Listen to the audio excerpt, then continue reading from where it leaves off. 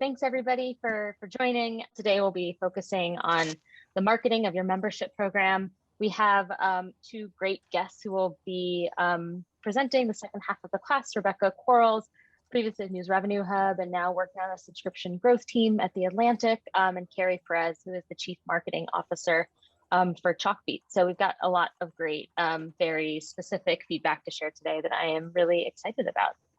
Is everybody seeing just the membership 201 slide on their screens right now? All good with the screen sharing? Great.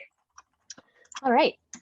Before we jump into today's class, I wanted to share a few things. Thank you, everybody who chimed in on the Jamboard at the end of last class. We went through, Yossi, Rodney, and I, and grouped similar questions together, turned them all yellow so that we could sort of track the questions and answers. And then fortunately, we've answered a lot of these questions in the membership guide already, but I know the membership guide can be a lot. And so as much as we could, in the orange Post-its that you'll see right next to the questions, you will see links to documents that have answers to the questions that you were asking, or as you see on the screen, that we will make sure to include this question in an upcoming session. So please go back to the Jamboard after class today and take a look at some of the answers and links that we have dropped there, because we did our best to sort of answer those questions, and those that we couldn't answer right off the bat, we will be figuring out how we can incorporate those into future sessions.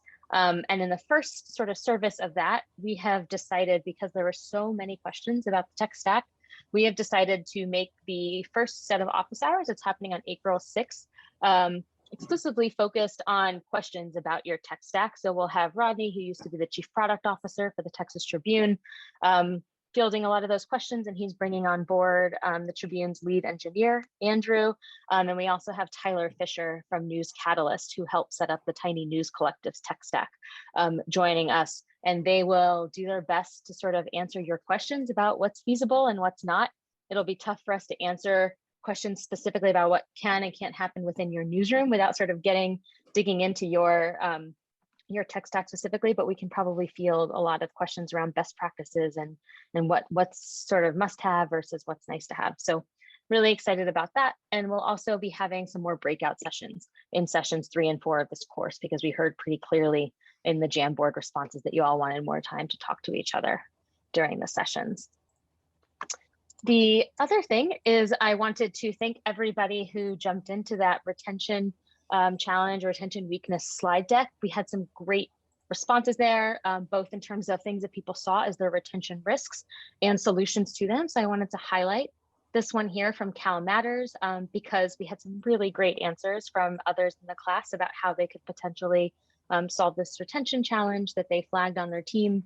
So I do encourage everybody also after today, if you haven't had a chance to go back to those slides before today, to go back and take a look, not just at what people's suggestions were for your own newsroom, but also to go ahead and take a look at what challenges other newsrooms flagged and how people propose that they solve it. There's a lot of really great stuff in there, some of which we hadn't even talked about last week, that I think will be really helpful. And two things that I wanted to mention based on some of the questions that came up towards the end of the retention section were two sort of best practices that I wanted to let people know about. There was a question about onboarding campaigns and how do you make sure that people actually answer the surveys that you include in your onboarding series? How is the response rate? And one thing that I wanted to share is that a news organization we've worked with at MPP in France called Media Cité, they're a local newsroom. They don't even wait until their onboarding series to survey their new members about why they joined and what brought them there. They have set up their membership registration page so that as soon as somebody presses submit on their payment, the very first thing that happens is the survey pops up.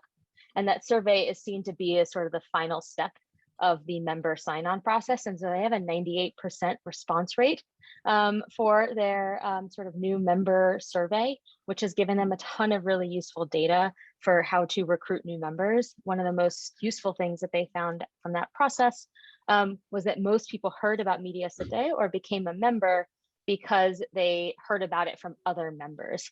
And so Media Cité invested in building a very lightweight sort of ambassador kit with suggested pitches for recruiting more people to Media Cité. And so they made it very easy for their existing members to sort of perpetuate that word of mouth growth mechanism that they saw working so well for them.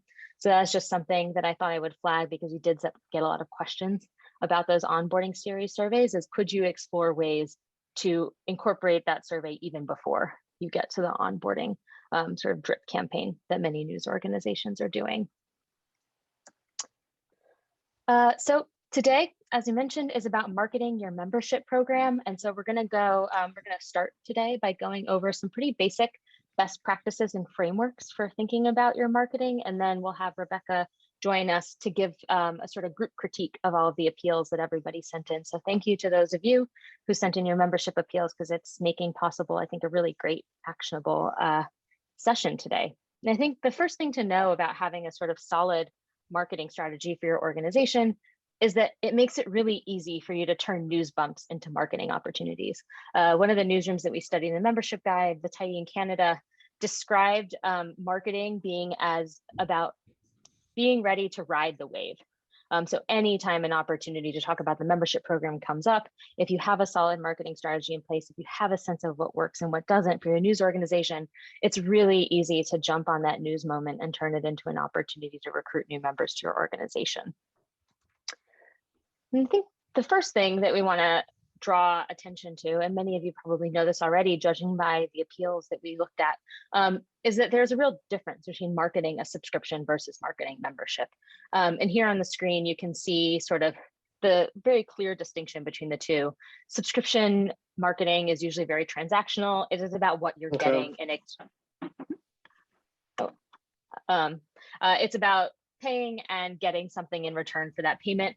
It's usually about the sort of exclusive access to content once you become a subscriber. And as you can see on the screen, it usually looks something like, you have 2 articles left this month, subscribe now to get exclusive access to our journalism. It's usually about what you're not getting unless you become a subscriber.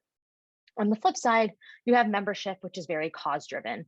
You are contributing to the cause because you believe in the work that is happening, and you want to make sure that other people have access to that work as well. So it's really predicated on sort of this idea of open access to journalism, and sort of gets a little bit into the advocacy space as well.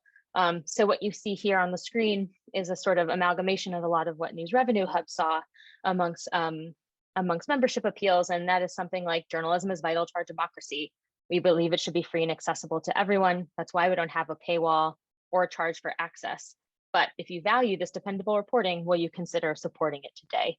So it's sort of an invitation to join this cause, to promote democracy, to promote access to quality information, even though you don't have to in order to get the benefits of that work. And this cause-driven nature of membership marketing, what's really great about it is that it invites more than conventional marketing methods. This is why ambassadorship is such a strong potential growth opportunity for member-driven newsrooms, is because they are joining a cause and they want more people to join that cause as well. And we'll have in session 4, we'll have Zetland, an organization from Denmark, joining us to talk about how they sort of leverage that ambassador impulse amongst their members to grow the membership campaign, the membership program.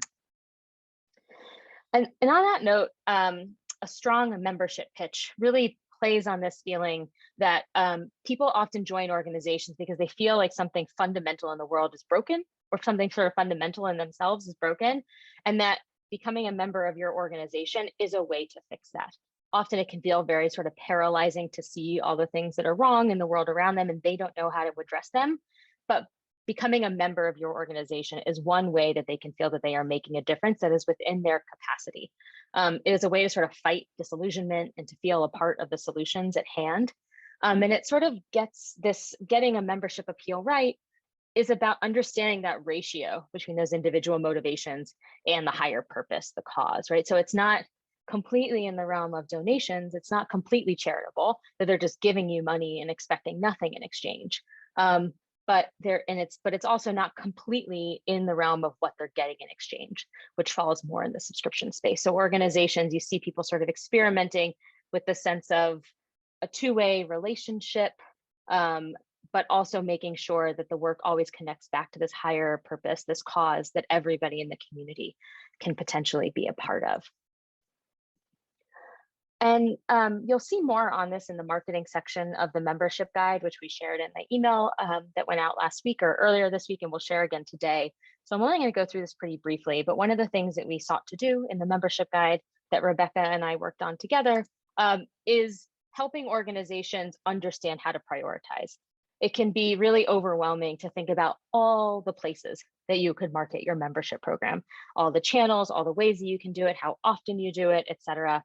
And so what we sought to do is sort of give an order of prioritization. If you can only do a handful of things, these are the things to start with. And if you grow in your capacity a little bit over time, here are the next things to add to that sort of list of things to do.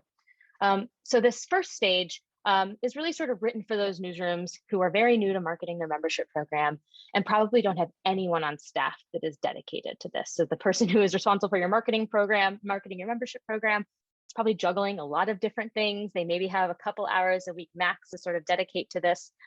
So these are the things that we often encourage these organizations to focus on.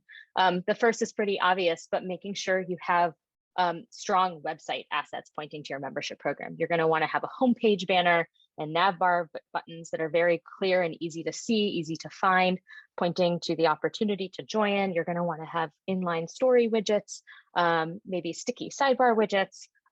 You might want to have call outs at the bottom of your stories. These are things that are easy to sort of design once, and then they're just there every time somebody comes to your site.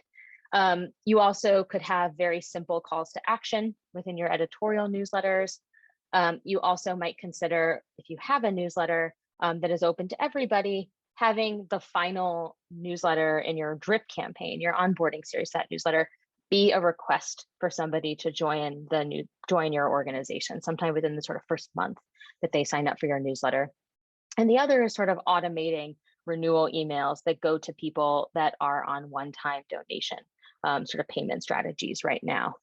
And I'll show on the next screen an example, a few of these. So you see on the top right, you see what it looks like for the Texas Tribune to have put one of its membership CTAs right there up in the banner of the website. It's right under the masthead logo. You have on the left from the Guardian, their sort of their simplest, sort of most generic bottom of the story CTA that they use on most of their stories. Sometimes they'll do specialized ones for high impact stories or verticals within the site that have stronger conversion, but this is the one that they have on most of the stories on their site right now. And in the bottom right, you see an example of an inline CTA within an existing editorial newsletter. This comes from Scalawag's weekly This Week in the South email, and you see in every single one of these weekly emails this button, become a Scalawag member to support anti-racist media. So each of these things are something that you can sort of set it and keep it that way for 6 months or a year, although you probably should make sure that you take a moment at least once a year to evaluate each of those things, see how they're performing, and determine whether there are any changes that you should be making. If you feel like everything I just talked about in that last slide is pretty solid, you are going to go to this sort of second stage here. So you're going to look at more opportunities that are not automated, promoting it on a podcast, promoting it at events that you might have, promoting at the bottom of articles. You might want to run 1 or 2 membership campaigns a year, very deliberate membership campaigns, and Carrie will be talking to us about that. And you might want to schedule social media posts that go out on your Instagram account, your Facebook account, your Twitter account on a sort of regular cadence throughout the year. We have here an example of one of the Daily Mavericks non-automated bottom of story callouts. So this one, and you'll get the slides after the session, so you'll be able to read the full thing in the link on this slide. But this is at the bottom of one of their big investigative pieces recently. This was an investigation that really made waves. It led to significant political impact. And so they wrote a very special membership appeal at the bottom of all of the stories that came out of that investigation. And that's what you see here. The third stage is probably only for those organizations that have a dedicated marketing team, or at least a single person that is focused on marketing, or has potentially outsourced some of their marketing work to somebody else. But this is if you're doing everything that I just talked about in first stage and second stage, you're going to get into this space. These are going to be writing timely topical appeals related to your most impactful work. You might do crowdfunding campaigns that happen on top of your sort of evergreen membership appeals. You might do appeals related to breaking news events. A lot of people did this right after coronavirus sort of hit the United States in March. You might also consider bringing more people in your newsroom in on the membership marketing efforts. An example of that comes from the Tyee in Canada. And I think Rodney will drop a link to the case study about this. We have a great case study in the membership guide that really gets into this process. But the Tyee, in addition to having a lot of the sort of evergreen membership work that I just went through in these previous stages, a couple of times a year will run a big crowdfunding campaign around a specific editorial project that they want to undertake that requires a significant infusion of additional funding. And so you'll see in the case study, they walk through their entire process, how long this crowdfunding campaign lasts for, how they write the membership appeals for it, how they sort of explain the overlap between their membership program and this crowdfunding campaign. And the last thing that I will chat about before we move over to Rebecca is the importance of measuring an impact of your appeal. So marketing success is pretty straightforward. It means that you're growing the size of your membership program and the revenue associated with that at a steady clip year over year. And getting there, especially if you are on a team that is resource strapped, is going to be about knowing which marketing channels and messaging performs best amongst your potential members and doubling down on those to get there. This starts and ends with having usually a fairly simple but very deliberate tracking strategy. So you are going to want to think about tagging your membership appeals and tracking and using a distinct trackable URL every time you promote your membership program. So you are able to, over time, understand what channels perform best for you. So that might be, some of the tags might be channel-based. Email, maybe it's a dedicated membership appeal. Maybe it's an in-newsletter membership appeal. Maybe it's a post on Facebook. Maybe it's a bottom of article appeal. You're going to want to tag these appeals based on where they are appearing so you can understand which channels perform best for you. And you might also do message-based tags. And we'll have a case study that I'll talk about briefly about how the Daily Maverick did this. You might tag them as goal-focused. You might say, like, we're trying to reach X number of members by the end of this month. Help us get there. That's a goal-focused message. It might be mission-focused, and this might be tied to a really strong piece of journalism that you published recently, and invite people to become members so that you can do more of that type of journalism. But this process of sort of tagging appeals based on things like the channel you're using and the sort of overall message that you're appealing to will allow you to begin to see patterns among which types of things perform best for you. You're going to want to ask questions like which messages convert best by channel, sentiment, or topic. And then you're going to want to take a look at that at a regular interval. Maybe it's once a month, maybe it's once a quarter, and figure out what your most successful and unsuccessful appeals have in common. And you can gain actionable insights by categorizing them and studying the conversion rates by category. And then most importantly, for probably everybody on this call, because nobody has endless resources to devote to this, is taking that final step of stopping doing the things that are performing poorly for you and dedicating more resources to the things that are performing well. So this is the process to figuring out what your organization should be doubling down on and what your organization should be removing from your workflow, because it's just not worth the amount of resources that you're putting into it. And there will be a case study that we'll share out the link to in the call resources today. It's a little bit too complicated probably to get into in this format, but the Daily Maverick did very generously in the process of us writing the membership guide, share their membership marketing roadmap for 2020. And in particular, they shared how they have dug into sort of the different behavioral biases that prompt people to buy, that prompt people to join, and use those behavioral biases to sort of categorize or bucket their membership appeals and understand what types of messages resonate most with their members. This is a somewhat more sophisticated level of membership marketing, but I think what's really important to understand about this and why I share it is that they don't just know what channels convert best for them. They also know what types of motivations resonate most with their members so that they can continually refine their membership appeals and sort of appeal to the sense of purpose that I talked about at the top of this call. So they're figuring out that balance between the individual motivations and that sort of sense of higher purpose that is sort of the bread and butter of membership marketing. I want to make sure we have time for the critique. So I'm actually going to pass over, I think, the next couple slides. I want to be cognizant of time, and we can maybe come back to them at the end if we have time. We will share at the end of today's call a few more case studies around marketing and other types of membership growth. So you'll have links to all of these at the end of today's call. But one of the things that I wanted to talk about, because this speaks to one of the questions that came up in the Jamboard, is the challenge of sort of figuring out what is a realistic membership growth goal. So at MPP, we sort of surveyed across the landscape, asked news organizations what they sort of saw their yearly growth as and how they set these targets. And again, this is a hard thing to give a straightforward answer to, because there's so many factors that affect your sort of membership growth opportunity. But a good starting point for figuring out what is possible for you is starting with your total addressable audience. For most newsrooms, that is going to be the monthly unique visitors you get to your site. Most organizations, and some of these stats actually came from the News Revenue Hub, but you can sort of guess that maybe 10% of your monthly unique visitors will become subscribers to your free newsletter. And then we saw at MPP a range of between 7 and 15% of those newsletter subscribers becoming members of the organization. So that's a pretty big range. As I said, a lot of this depends on the size of your membership program, the size of the newsletter list, things like that. But this is sort of a stage that you could maybe benchmark yourself against. And one of the reasons it's really important to understand all three levels of this funnel, a great example is I was speaking to a newsroom fairly recently outside the United States who was really disappointed that they only had 200 members, but they also only had about 1,000 people on their newsletter list. So they were converting way above average. And so they weren't probably going to be able to grow their membership program much more unless they focused on growing their newsletter list first. And so I was able to sort of redirect them to putting their effort into growing their newsletter list right now, because clearly, however they were marketing their membership program was actually working fairly well. They just weren't putting that appeal in front of enough people because their newsletter list was too small. So that can help you sort of set realistic growth targets if you use sort of each stage of the process here and work down one level to the next.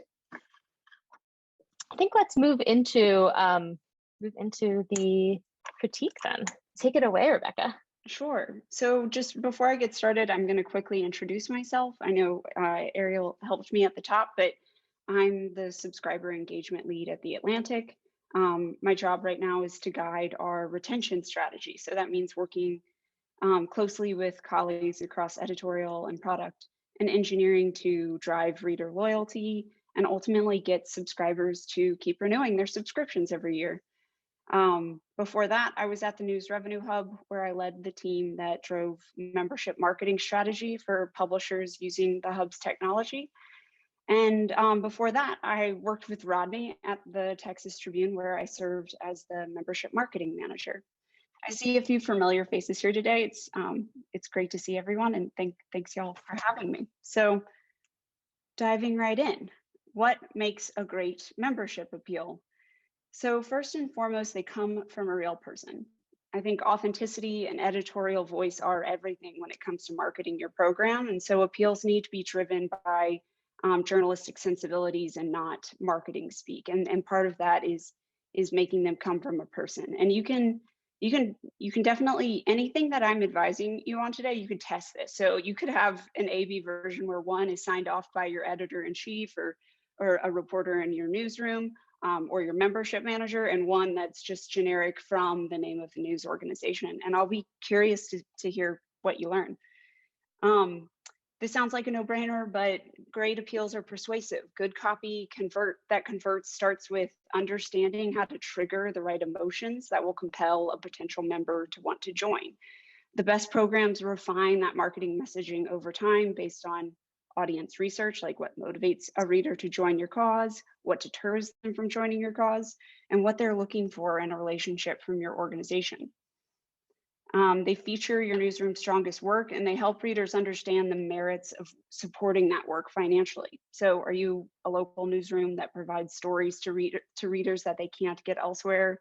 Are you a statewide or national or international newsroom that successfully held elected officials and policymakers accountable? These are all concrete examples that you can rally support around. And then also they contextualize fundraising goals and make them meaningful. I think that this is something that I've seen come across when I'm copy editing a lot, is the message that says, help us raise X amount of money by the end of the year, which I find less compelling than we're trying to raise X amount of money by the end of the year. Every dollar is going to help us pay for essential reporting in this community. And that's a victory for all of us. Will you help? So just thinking about making goals that are intrinsically valuable to your organization in terms of your bottom line, and making them extrinsically valuable to the end reader who's getting the appeal. You want to do next slide for me, please, Ariel? I'm showing you an example here from Berkeley side, a local newsroom in Berkeley, California. You can see, I hope y'all can see that copy, but it starts by leading with a pertinent issue for Berkeley residents. Have you ever wondered how safe it is to walk or ride around Berkeley? It makes it about the end reader and what membership allows them to do. Street safety is a topic we've been keeping close tabs on for a while. And we're going to continue watching this issue, but we can only do that with member support. So again, drawing a clear through line between the newsroom's ability to report on that issue. Reporting like this is made possible by readers like you. And then again, like I said, it's from a person. So those are ideas to keep in mind. And if you go to the next slide, I found some of the submissions from behavioral scientists seem to perfectly encapsulate that feedback I just showed you on the previous slide. So it leads with how the newsroom is serving readers. We published articles that help us understand behavior change during the pandemic. It highlights questions and stories that deserve to be explored, but they can only be explored with reader support. And again, it's from a person. So I think you're going to get a deck with all of these screenshots in them, and I'll also be sure to drop my email address in the chat, and I'm happy to talk to y'all about your appeals anytime. And so one mistake I think I saw over and over again is linking to other site content or to other websites altogether in the appeals. So I recommend only linking to your donation landing page in appeals. If you feel something needs more context, try summarizing it briefly rather than directing people away from the appeal. I have found that blending editorial content promotion and membership promotion can neutralize the effectiveness of both. Next slide, Ariel. So also, as I was saying earlier, if your email service provider has A/B testing tools, try to use them so you can better understand your audience's preferences and optimize your email marketing over time. So here's an example, again, from Berkeley side. During their spring campaign, for every message that went out, we had a short version and a long version. And at the end of that spring campaign, we found that shorter versions of each appeal saw double the amount of donors. So if you're writing a lot of long appeals, this might give you pause. This could be an opportunity to streamline or reduce your efforts. Of course, basic testing principles apply here. Isolate whatever you're trying to learn more about to one factor, like content length, and then test it over the course of several emails to really discern something actionable. An even easier place to start might be subject lines or send times. Next slide. And then again, I'm sharing some examples. Oh, you did content length, thank you. And then I've shared some examples here of other things that I think you could test. These are, appeals that you guys submitted, but I found imagery. I've tested plain text emails versus more highly designed ones, and oftentimes the plain text version wins, which seems surprising, but I think my hunch is that some of it has to do with deliverability. So if you do use images in appeals, be sure to follow the sizing guidelines put forth by your email service provider, because if you put a huge image in an email, it's more likely that it's going to get filtered to someone's promotions folder. Again, so just test me there. And then also, few people, I think, admit to caring about swag or recognition, but observance of donor behavior suggests that they care about those things more than they say they do. So I think that membership swag is probably worth testing, or like giveaways, as you see here. But I think it's important to use those strategically. If that is all you're doing for your program, it's not really a membership program. It's more like it's like a sponsorship program with a niche audience that you're marketing to. And so for the most part, I think member benefits should be like rooted in the core product. They should reinforce a member's status and make them feel a greater sense of connectivity to the newsroom. It can be as low lift as sending a monthly stewardship message to members. Depending on bandwidth, you could also do virtual events where members feel like they're in the room with reporters, hearing a reporter talk about what they're seeing and hearing on their beats. And so these are just some initial ideas. As I shared that example of the Donate to Win campaign, I think that there are absolutely ways to use benefits and swag strategically. So I'm saying you should test that for your newsroom too. And then just keeping in mind with testing that one-off tests are not going to yield a working body of knowledge that allows you to, again, over time, streamline your efforts. Best practices for testing apply here. So testing as large of a sample as you can to get more accurate results, testing one factor at a time for a sustained period of time, like a month or 2 months. Starting simple, like I said, send times, subject lines are sometimes the most important and the easiest to test. And then record the results somewhere outside of your email service provider so that you can easily reference them later. And I think this is probably the toughest part and something that Ariel talked about too, and this is something I struggle with too, but listening to the empirical data. So not our gut instinct, communicating the findings to internal stakeholders about what you learn and refining your membership marketing accordingly. Next slide. And then some of you also submitted some great ideas for calls to action across owned surfaces. This is some house ads, which is a great place to start if you do have remnant ad inventory on your site. In-story calls to action are great too. The bottom line across, you'll see in these next few slides, is weaving the breadcrumbs of your membership program across every surface that you have at your disposal that doesn't cost you money. And so these types of subtle messages over time, I think that the stat is like you have to listen to NPR for 7 years before you actually step up and donate. And we don't have that kind of time. And so the more that we can, like I said, be subtly messaging prospective donors on a regular basis and reminding them of your nonprofit status or your member supported status, the better. Then you want to keep going for me, please, Ariel? You can see also, I loved these examples of calls to action within newsletters.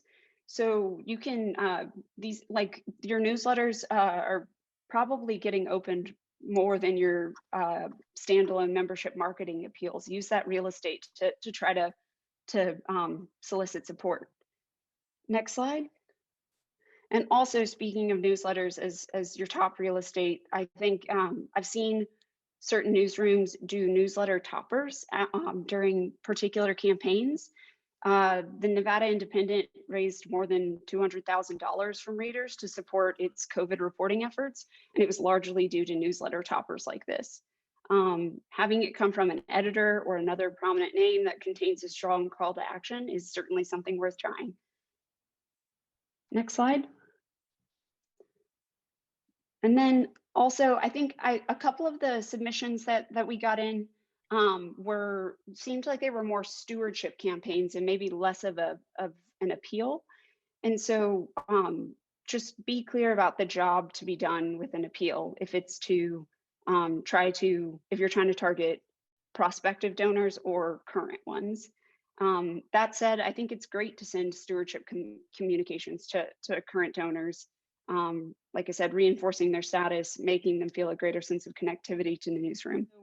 I think that I am of a mind that you should always be asking your readers to support this great work you're doing. If this is a public service, especially if it's coming to them at no cost. There's part of whenever I get any sort of questions that are like, we don't want to annoy our readers, I usually say that I usually sort of come back with, this is how you can respond to people in your newsroom about those types of complaints. I think one of the membership do's and don'ts is not regularly sending appeals to members and non-members. So organizations take any cranky responses they might get as a vote against more solicitations, but they don't count the members or the member revenue that they receive as a result of the appeal as an opposing vote. So to keep in mind, of course, like it's important to suppress appeals to, like, if it's an existing donor or member, it's important that they don't get lumped in with a message that's going to the rest of your newsletter list. Or if you are going to send a message to current donors and members during a campaign, which you absolutely can, it should at least thank them for their support up to this point and invite them to increase their contribution or tell someone else about an opportunity to become a member. And I think one thing that I have took from this a lot, when I spoke to Chris Horn at the Devil's Trip about the launch of their cooperative, he said one of the things that he had to keep reminding himself is that we think obsessively about our newsroom and our membership appeals. And it's like we live, eat, and breathe our work. But most of the people you're asking to support you, you're occupying a tiny, tiny, tiny fraction of their attention. And probably they're only seeing a fraction of your emails. So if you don't feel a little uncomfortable with how often you're asking, especially if you're just beginning to get out marketing, you're probably not asking often enough, because how many emails do you all miss from other organizations that you follow? So he said he had to really get over that discomfort of asking often, because just because he felt like he never stopped talking about it didn't mean that the people who were receiving those appeals felt like he never stopped talking about it. All right, well, I think we'll move on to Carrie's presentation. And then we'll have more time for questions at the end of Carrie's presentation. Thanks, everybody. Hi, everyone. Thanks so much for joining today. So I'm Carrie Perez, and I will be walking you through how Chalkbeat plans and executes a membership campaign. So as I said, I'm Carrie Perez. I'm responsible for both marketing and memberships here at Chalkbeat. I've been with the organization for about 2 years now. And what's interesting about my previous experience is that I don't have a fundraising background and I don't have a journalism background.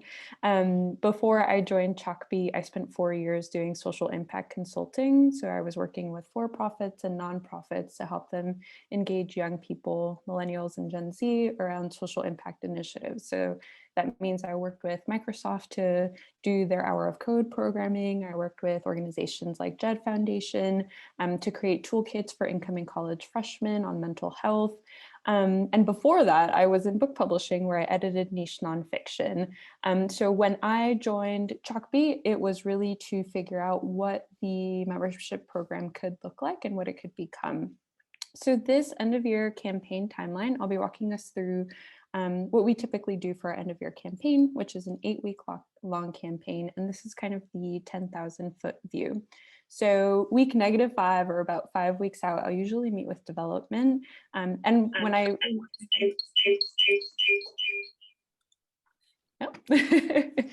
I'll usually meet with the development team. So I'll go through this slide quickly, and then the next slide is kind of a deeper dive into what these conversations actually look like. But first is always meeting with the development team to figure out when we want to launch the campaign, what our goal is, things like that. Then I'll usually create a campaign calendar at Chalkbeat. Because we have 9 different bureaus, it's kind of figuring out what are important dates in every bureau and what specific messaging do I need to hit in every bureau. So the calendar is really important for us. Then meeting with the graphic designer and figuring out swag. Week 3, I'll usually meet with our earned revenue team and the engagement teams to figure out what messaging will look like on our site and on social. Week 2 is kind of just heads down, drafting copy, meeting with leadership. 1 week out, it's just letting everybody know that this is something that's happening, that I'll be pulling them in at different times to help promote. Once we launch the actual campaign, usually on November 1st, because that's when we're eligible for news match donations. And then it'll run until December 31st. And I'll also show you how often we send emails, especially that last week and on December 31st in particular. But usually every week we're sending a weekly appeal. We're posting reminders across all of our social media channels. We're including campaign reminders in our daily or weekly newsletters. And I'm also constantly running reports on how much money is coming in and how many new donors we've we've gotten each week. And then the final step is in January, kind of removing all of the ads from our newsletter and our website and sending thank yous to all of our subscribers. So this is a deeper look of what I'm doing in the 5 weeks before the campaign. Like I mentioned, 5 weeks out, I'm meeting the development team. We're figuring out, this is all kind of done in one meeting where I bring all of the data and information from previous end of year campaigns. When should we run it? What are our match opportunities? So we know that we have Newsmatch. Who are the other major donors that we can reach out to potentially be a match? And I think that's what we were speaking to earlier, where it's like, how can you use a donation appeal campaign for small donors to either hook other major donors or continue to build a relationship with major donors? So that's the opportunity for us to do that here. How much should we ask for matches, and what locations do we think we could get a match in? What is our overall campaign goal? So again, looking back at what we've done in previous years, how far we are from our small donor goal this year. I will say that typically our end of year goal is about 40% of what our total small donor goal is for the year. And also we have a really fun brainstorm on swag where I just like poll people on, do you want a sock? Do you want a beanie? Or what different things could we do this year? The following week, I usually meet with a graphic designer to figure out look and feel of the campaign. Look and feel, I think, is one of the most important things. And before we had an in-house graphic designer, I used to work with a freelancer and kind of just, say we need 100 different assets or 100 variations of assets across all of these platforms. And I think this has been one of the best ways for us to really communicate our donation appeal with our subscribers, is just the look of it. I also meet with a swag vendor to figure all of that out, how many pieces we need, what the cost is. 3 weeks out, I'm looking at how much available space do we have on our website and on our social platforms, and what does the calendar look like for both of those things, so that I know I can insert ad spaces on our website, our newsletter, and how often we can post on social. So those are the conversations I'm having at that point. And then 2 weeks out is just getting everything approved by our leadership team, our chief revenue officer, and making sure that I'm aware of all of the matches that we've locked in to date. So during the campaign itself, there are a lot of conversations that are going on. And what's nice about having such a long campaign at the end of the year is that we can kind of pivot in real time. But this is at a really high level, kind of what my themes are throughout and when I'm sending emails. So week 1 is just kind of introducing what Newsmatch is, what the end of year campaign is. I send one email to all Chalkbeat subscribers. I'll usually do a separate email for our members, just kind of letting them know that this is a thing that's happening. But those are really the only kind of email paths that I'm doing at that time. Weeks 2 through 4, usually why Chalkbeat matters, kind of here's the impact that we've had in our different communities throughout the year. And you'll see here, I'm not necessarily personalizing per bureau quite yet. It's just a very, here's everything we've done across all of our locations to date. And here's what that impact means for you and our subscribers. And I usually send those emails to everyone except for the folks who have already donated, because now they're kind of in that membership pipeline. Week 5 usually lands around Giving Tuesday. So you'll see here, around Giving Tuesday specifically, I'll send a reminder that Giving Tuesday is happening on Sunday. I will ask all of the newsroom to include messaging around Giving Tuesday on our newsletters, which go out in the morning. So I'll hold my messaging until about 11 a.m. And then 9 p.m., I'll send a last call email saying there are only a few hours left to give on Giving Tuesday. Please consider making a donation if you haven't. Week 6 through 7, this is where I start to kind of localize for our bureaus, because in Colorado, we have Colorado Gives Day, which I believe is usually around December 8th, so the week after Giving Tuesday.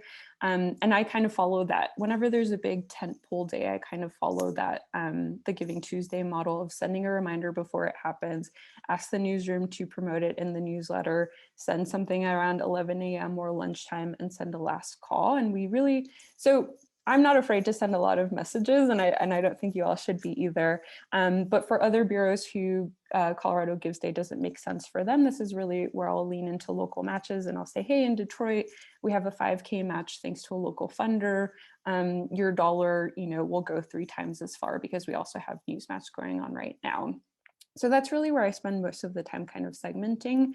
And then that last week is all about urgency. You will see I send a scary amount or what feels like a scary amount of messaging, but only a few days left, almost 24 hours left, only a few hours left, and then last call. And in this messaging, this is usually where I'll bring all Chalkbeat subscribers in. So members will also get these kinds of messaging. And oftentimes we'll also loop in major funders into this kind of only a few hours left last call messaging so that they feel that urgency too. I wanted to share a few examples. As I mentioned, the graphic design and the visual design of the end of year campaign is incredibly important and just helps visualize all of kind of the different things that we're promoting throughout. So top left, you'll see there's an asset around Giving Tuesday that goes to all of our subscribers. And I also have our graphic designer. This is like a Twitter specific asset, but she also creates an Instagram version, a Facebook version, and then a newsletter version as well. So everyone's kind of getting the same kind of messaging, and we're using our graphics as a megaphone. This on the right is a Colorado specific logo, or asset. So you'll see this goes to Colorado specifically, and they're the only folks in our audience who see these kinds of assets. We also localize for our bureaus. You'll see our Philadelphia one has the Liberty Bell, and we make it really specific. And yeah, and also we create special assets for our existing supporters. We created a version for our advisory board, our Chalkbeat staff, if they want to promote it as well, and existing Chalkbeat members. And it's just, you see, it's all the same messaging and kind of the same vibe, but it feels really personalized that I can reach out to our members and say, here's an asset just for you if you want to help promote this on your social profiles and with your networks.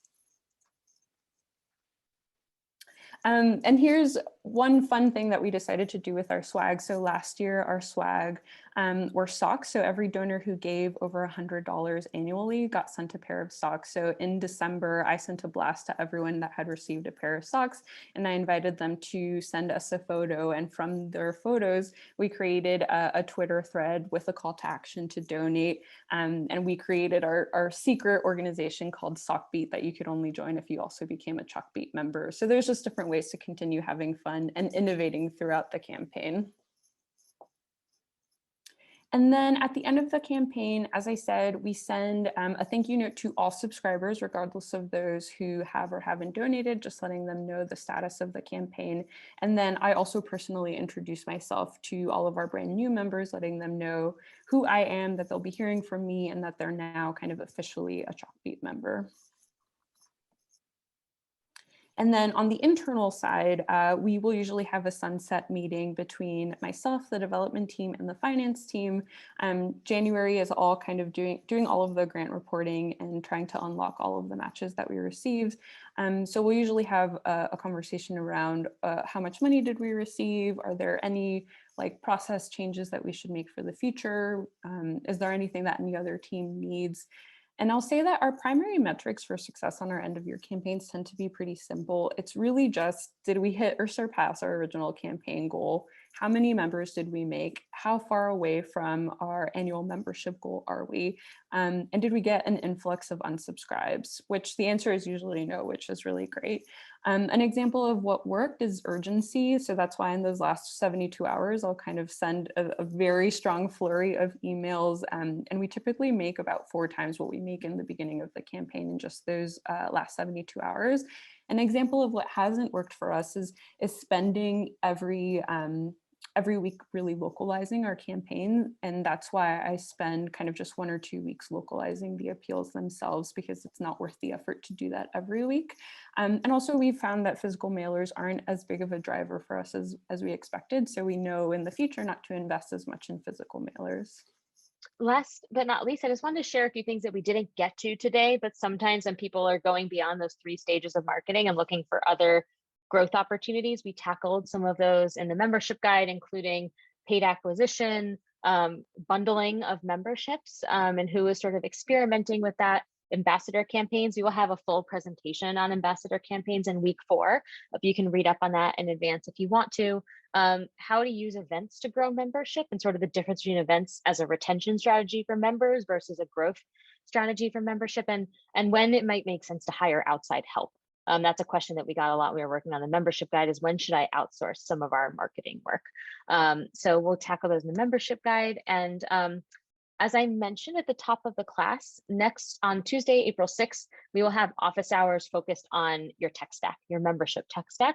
And so one of the ways that we're going to do that is similar to last week. We have another slide deck, and we would just love for everybody to go in there and share what they're using to manage their existing membership program, what tools they're using to sort of manage the membership journey, and what do you like about it and what drives you crazy about it. A lot of people in this group are considering changing their tech stack, and so this will both help your fellow classmates as they consider different tools potentially, but also help Rodney and Andrew and Tyler, who are going to be speaking next week, to know sort of what tools they might be asked about and what things they might be speaking to. So please, we'll send the slide deck after, just go in and drop what you're using there and what you like and dislike about it.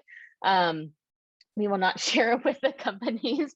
It'll stay within the organization, but it does help others who are maybe considering things. And next Thursday, our normal time, we will have a session on how to apply product thinking to your membership strategy. So we'll get deeper into this idea of sort of developing small tests to grow your membership program, to maybe decide what changes to make to your benefit structure, things like that. So we'll talk a lot about sort of how to bring that test and learn mindset to your membership program to feel a little bit better about all the decisions that you have to make as you develop your program over time. And we'll have some breakouts within the group. So thank you, Rebecca and Carrie, for joining us. We will share email addresses after in case you have additional questions. Thanks, everybody. Thank you, Carrie. Thank you, Rebecca. That was so helpful. Thanks, everyone.